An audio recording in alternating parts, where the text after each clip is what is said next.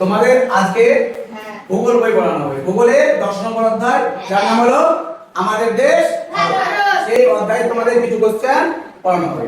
প্রথম কোশ্চেন হলো ভারতের মূল ভূখণ্ডের দক্ষিণতম বিন্দু কি হবে? কন্যাকুমারী। ভারতের দক্ষিণতম বিন্দু নাম কি? ইন্দ্রাকোল। ভারতের উত্তরতম বিন্দু নাম কি? ইন্দ্রাকোল। এরপর আমরা দেখব ভারতের সময়ের নাম। প্রমাণ সময় কি? 82 ডিগ্রি 30 মিনিট পূর্ব। ভারতের সাথে সবচেয়ে বেশি সীমানা ভাগ করেছে কোন দেশ?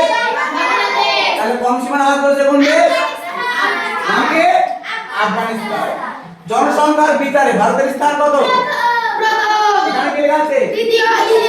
আচ্ছা, দ্বিতীয় আছে চীন।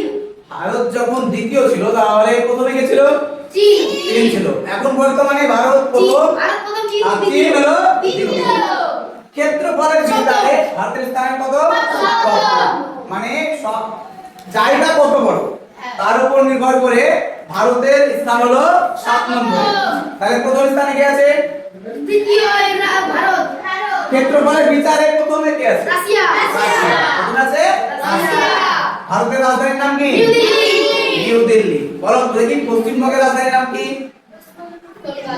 কলকাতা। আগে কলকাতা। পশ্চিমবঙ্গের রাজধানী হলো কলকাতা। ভাষার ভিত্তিতে প্রথম যে রাজ্যটি গড়ে ওঠে তার নাম কি? কবে এটা? 1956 সালে। এরপরে ভারতের সবচেয়ে যে রাজ্য গড়ে ওঠে তেলেঙ্গানা 2014 সালে। ঠিক আছে, ক্লিয়ার? এরপরে হলো ভারতের বৃহত্তম রাজ্য, সবথেকে ছোট রাজ্যের নাম? সবথেকে বড় রাজ্যের নাম হলো রাজস্থান। আর সবথেকে ছোট রাজ্যের নাম? সব জনসংখ্যায় সবথেকে বেশি যে রাজ্যটি জনসংখ্যা সবথেকে কম যে রাজ্যটি? সিকিম। নাম কি? সিকিম। আচ্ছা, এরপরে বলছে ভারতের জনবিরল মানে কি? সবথেকে জনসংখ্যা কম। আর জনবহুল বলতে? জনবহুল বেশি। জনবহুল বলতে জনসংখ্যা বেশি কোথায় আছে? উত্তরপ্রদেশে। আর জনবিরল বলতে? জনসংখ্যা কম কোথায় আছে? সিকিমে। ক্লিয়ার বিষয়টা? এরপর দেখো ভারতের ক্ষেত্রফল কত?